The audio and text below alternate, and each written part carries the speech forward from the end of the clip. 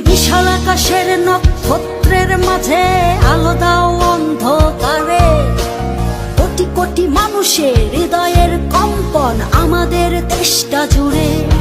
এখনো কৃষক শ্রমিক জন